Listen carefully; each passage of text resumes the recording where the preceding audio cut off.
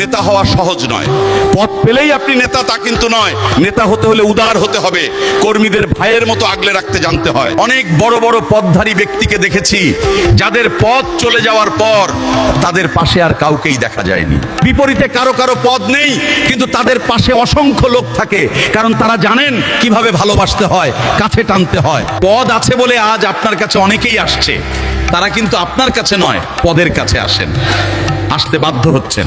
কাল যখন এই পদ থাকবে না, তখন কিন্তু এরা আপনার দিকে ফিরেও তাকাবে না, কারণ আপনি পদ পেয়ে মুইকি হনুরে হয়ে গিয়েছিলেন। সুতরাং পদের বড়াই না করে কর্মীদের মূল্যায়ন করতে শিখুন, ভালোবাসতে শিখুন, তাদের সঙ্গে অহংকার দেখাবেন না, ভালোবাসা দিয়ে সম্মান সঞ্চয় করুন। মনে রাখবেন, নেতা হতে হলে উদার হতে হবে, আকাশের মতো বিশাল মন নিয়ে চলতে হবে, একজনকে দুজন বানানো শিখতে হবে। আপনারা কি করছেন?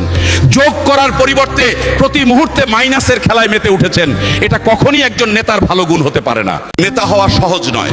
পদ পেলেই আপনি নেতা তা কিন্তু নয়। নেতা হতে হলে উদার হতে হবে, কর্মীদের ভাইয়ের মতো আগলে রাখতে জানতে হয়। অনেক বড় বড় পদধারী ব্যক্তিকে দেখেছি যাদের পদ চলে যাওয়ার পর তাদের পাশে আর কাউকেই দেখা যায়নি। বিপরীতে কারো কারো পদ নেই, কিন্তু তাদের পাশে অসংখ্য লোক থাকে, কারণ তারা জানেন কিভাবে ভালোবাসতে হয়, কাছে টানতে হয়। পদ আছে বলে আজ আপনার কাছে অনেকেই আসছে, তারা কিন্তু আপনার কাছে নয়, পদের কাছে আসেন, আসতে বাধ্য হচ্ছেন।